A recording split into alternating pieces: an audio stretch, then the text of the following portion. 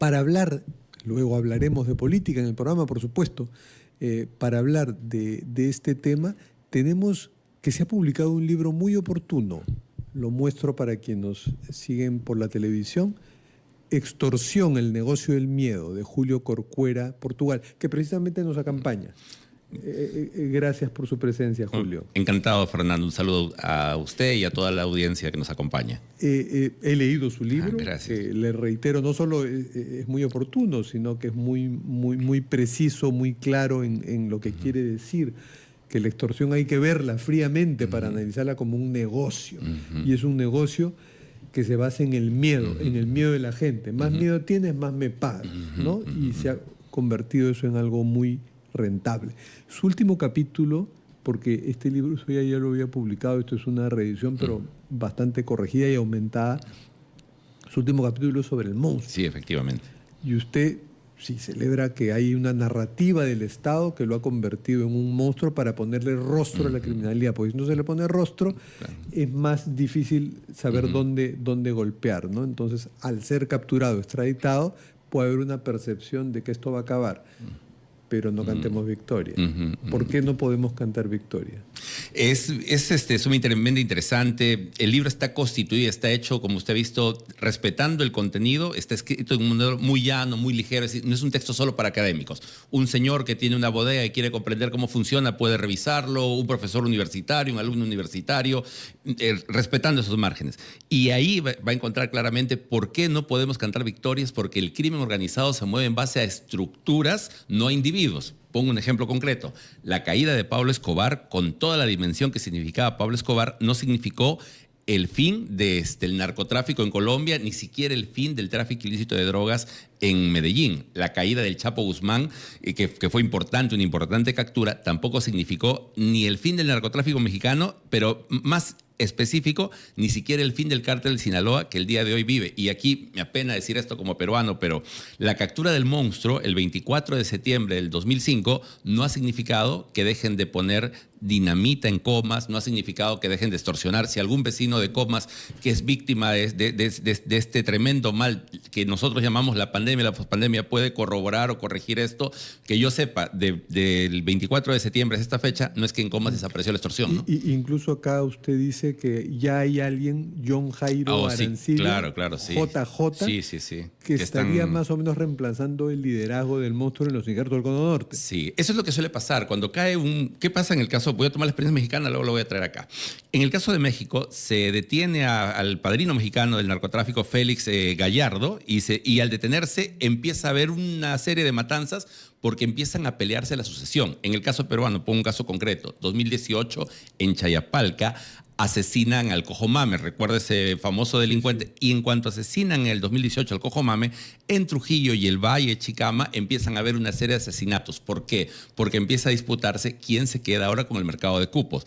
Es normal, lógico en términos de la lógica criminal, que a la caída de un líder empiece a haber una especie de pelea por el territorio, recordemos que este es un dominio territorial. ¿Qué quiero decir? El jorobado controla el cono oeste, los injertos del norte controlan el cono norte, y así ellos empiezan a dominar territorio. Y el monstruo Eric Moreno controlaba... Exacto. No solo Comas. Había nacido en Comas, sí, pero se expandió desde Ancón hasta San Martín de Porres. Y además, San Juan del Lurigancho no tanto. No tanto. San Juan pero ¿por qué no se expande? Porque ya había sus San Juan del Lurigancho es otro territorio. Exacto, porque donde había espacio, pero además tiene vínculos con el tráfico ilícito de drogas y tiene vínculos con el primer comando capital de Brasil. Y es una organización criminal, ¿no? Porque en el caso del monstruo hay un allanamiento y detienen como a 25 personas y los encuentran con libros contables. Exactamente. Existencia de algunas empresas de fachada. Varias, son estructuras. Ese es un muy buen punto, Fernando, empresas. que es vital. ¿Por qué? Porque hay que tener en cuenta, recordamos todos a Yango, lo tenemos el delincuente peruano, Yango, sí. Y recordamos a Perochena. Yango era un ladrón, robaba bancos, sacaba el dinero,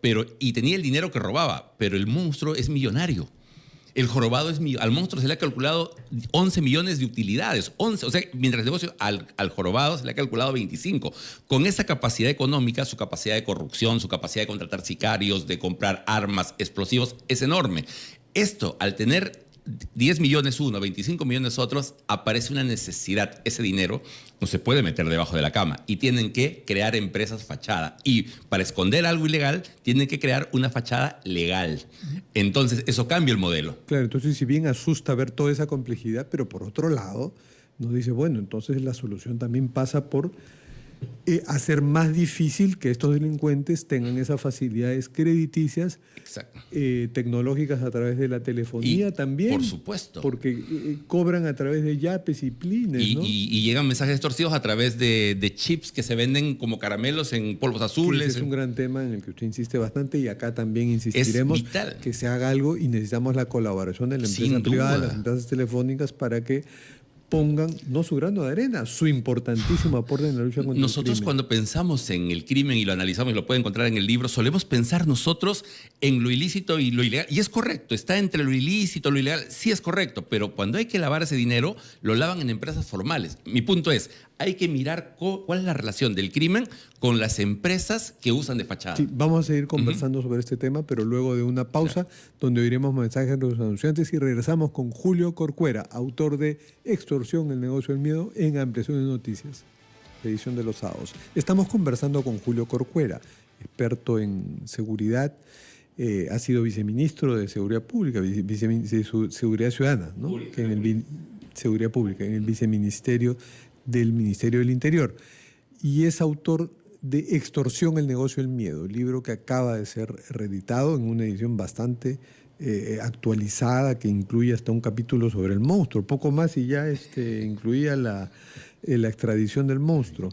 Es un libro escrito hasta hace pocas semanas, así que le recomiendo vivamente su lectura. Y justo estábamos hablando cómo la extorsión pues se ha sofisticado como negocio. Su base es el miedo de la gente. Te asusto, te amenazo, entonces me pagas. Y si me denuncias a la policía, hasta te digo, me has denunciado a la policía, te asusto más y me sigues pagando, ¿no? Entonces veíamos cómo en este enfoque de la extorsión como un negocio cada vez más organizado, habría que atacar a esas facilidades que tienen los negociantes. La capacidad de conseguir chips, ¿no? Para ocultar su identidad y que no haya riesgo de ser localizados. Las finanzas. Y el hecho de que forman ellos empresas de seguridad, ¿no? Que es una ironía perversa. Entonces, ¿qué sugeriría allí el autor de Extorsión, el negocio del miedo, como recetas para combatir esto? Sí, acá hay algunas cosas que, como bien ha relatado Fernando, hay que mirarlo en su complejidad. Nosotros pensamos la clave de seguridad siempre en la mira de la policía. La policía es importante, totalmente importante. El Ministerio Público es muy importante también y el Poder Judicial. Pero la seguridad abarca más que eso. ¿Por qué? Porque los problemas de seguridad tienen otras aristas. Si hiciéramos, para hablar en términos económicos, un canvas del crimen, hay elementos que ayudan, por ejemplo, ¿por qué razón no se puede georreferenciar o geolocalizar? ¿O por qué se amenaza tan fácilmente a un bodeguero, a un señor microbusero, a una persona que vende pan o vende moliente? Porque el extorsionador se vale del anonimato. Y entonces se extorsiona el monstruo o el jorobado o el líder de los malditos de Bayobar, pero también te extorsiona un aventurero. Y ahí está bien relatado, ¿no? Te puede extorsionar una organización criminal, una banda de 4 o 5, o una persona que, ¿y por qué se le llama aventurero? No es criminal, nunca estuvo en Maranguita ni nada parecido, pero encontró que mandando un mensajito o mandando 100 mensajes al día, 4 le responden y 4 le van a pagar. Que ese probablemente si uno no le paga no va a hacer nada. No le va a hacer nada. Partida, pero ¿cómo saber? Pero le mandó un mensaje a usted diciéndole, soy el monstruo. Igual me malogró la vida, me asustó, me traumó. Y si usted le pagó, asustó a mi familia. Exacto. Y si le pago, le seguiré pagando. Y porque no es vivir con miedo. La vida no puede constituirse a partir de... Y quien debe tener miedo no es el ciudadano que nos escucha. El que debe tener miedo es el delincuente.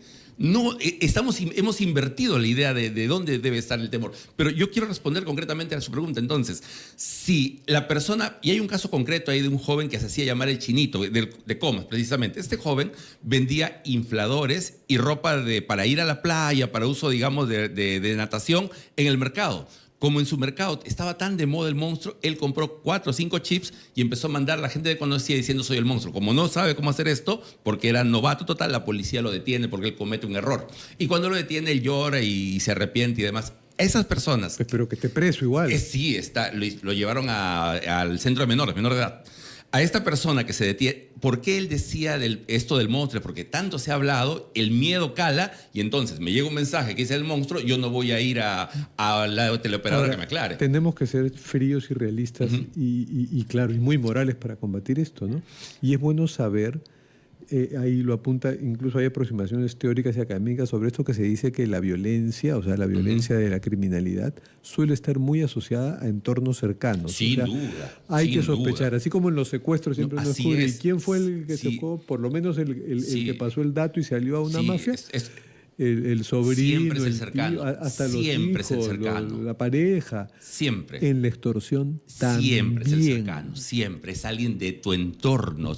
Alguien que envidia. Este tiene algo de plata, entonces hay varias razones. Le mando a los extorsiones. En el capítulo 3 nosotros entrevistamos a 3 organizaciones dedicadas a la extorsión. Algunos presos, otros en libertad, otros... Y ahí hemos reescrito por eso les decía, es un proceso se ha reeditado recientemente, pero es un proceso fino y de hilar fino y demás, porque entenderá que ir a entrevistar a una persona ligada al crimen no es un tema sencillo. Eso implica, ustedes que hacen investigación periodística saben los retos que eso significa, pero es sumamente valioso además hacerlo, para comprender este fenómeno.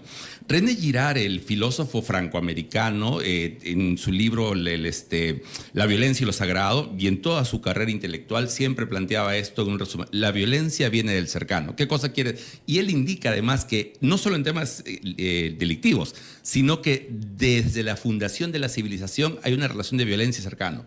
Rómulo y Remo, Caín y Abel, los hermanos Ayar, Huáscar y Atahualpa, y así podríamos, en el caso... Claro, y en todas estas bandas pues hay peleas por ver... Y la pelea es del cercano. Eran socios, eran aliados, hoy son rivales. Pero además la persona, por ejemplo, al comerciante, a la señora que tiene su restaurante, a quienes son víctimas de extorsión, o le llegó un mensaje, ¿cómo creen que saben? Hace muy poquito, 2 días, yo he atendido a una persona justamente asesorándola en estos temas, porque nosotros con mis colegas de GPA, esa agencia, vemos ese tipo de temas de manejo de crisis y demás. Llegan y le llega un mensaje diciéndole... me vas a pagar 50,000 soles y demás. Le dan un monto bien preciso y le pregunto, ¿quiénes saben que tienen ese monto? Porque sí tiene ese monto en el banco. Y a veces, cuando ha sido tan terrible, porque esto pasa, a veces es el contador, a veces es el abogado, a veces es el asistente, a veces es... O sea, siempre es... Y a veces, en una de las entrevistas, y ahí lo pongo, le pregunto a unos chicos, le digo, ¿y cómo consigues a tus clientes? Hay la figura del centrador. Él no roba, él no mata, él no dispara, pero su trabajo es andar buscando a quién trae, y por cada centro le pagan, centro quiere decir, ¿no? Por cada nombre del señor Juan Pérez tiene tanto dinero, le pagan 1,000 soles. Claro, y ese centrador conoce y está cerca y puede tener motivaciones personales para pasar el dato de esa persona, ese extorsionador. Pero ese extorsionador, ese centrador no es violento, agresivo. Muchas veces suele ser carismático, por eso la gente confía. Pero acá hay un dato que quiero darle, que este delincuente me responde y me dice, ¿y cómo más llegan? Y me dice, doctor, usted no sabe lo que la gente es capaz de hacer por envidia. Eso también opera. Por eso es que uno debe ser, tanto se ha dicho, pero es importante cuidar su información, ser reservado porque muchas cosas, cuando te dicen, tu hija se llama María, Juana, lo sacan de redes sociales. Y sospechar de los envidiosos. Exacto, también. Cuidarse de los envidiosos. El poco tiempo que nos queda, hablemos de la política, porque estamos en una campaña electoral y muchos de estos extorsionadores están escogiendo candidatos. Pues. Sí, sin duda, con esos millones que tienen patrocinados. ¿Cómo es ese proceso? Hay un capítulo que lo describe, pero quería que aquí lo resuma con esa capacidad didáctica que tiene. Muy puntualmente. La extorsión es un fenómeno territorial cuando hablamos de organización criminal. Comas, en los injertos del norte. San Juan del Lurigancho, los malditos de Bayobar, ¿no? Barrio King, La Perla. O sea, es un fenómeno. En crimen organizado es un crimen territorial. Primer comando capital, Río de Janeiro. O sea, así, es organizado. Cártel de Medellín, obviamente queda claro. Si yo controlo el territorio, quién entra, quién sale, qué productos ingresan, qué productos sale, también puedo controlar quién hace campaña y quién no hace campaña, o puedo presionar quién va a ganar o quién no va a ganar. Entonces hay muchos candidatos que están negociando en el territorio donde quieren votos. De ellos. con los Pero yo quisiera, extorsionadores. en 10 segundos, si me permite, Sí, mire, y ahí terminamos. cómo la seguridad ha cambiado, el modelo de seguridad privada, el vigilante parado en la puerta, estático, tiene que cambiar un modelo de seguridad e inteligencia estructural, como viene pasando en muchos lugares del mundo. Porque usted pone a un vigilante clásico ahí y le pone una dinamita, el pobre señor no puede hacer nada. Se tiene que mirar una seguridad prospectiva y privilegiar la inteligencia. Usted sabe que son en el Perú más de 140.000 agentes de seguridad privada, casi el número de policías. Entonces, implica un impacto importante. Claro, se está invirtiendo en eso, pero que se invierta bien. Última pregunta, por favor. ¿Dónde se presenta el Muchas libro? gracias. ¿Cuándo se presenta? El libro se presenta el 10 de febrero en la librería El Virrey, gratamente va a estar acompañado por Luis Miguel Castilla y Pablo Gas. Muy bien, y se puede comprar en Sí, lo puede comprar en todas las librerías. desde ya. Sí. Bueno, muchas gracias a Julio Corcuera, y siendo las 8:28 nos vamos a una pausa y volvemos con política.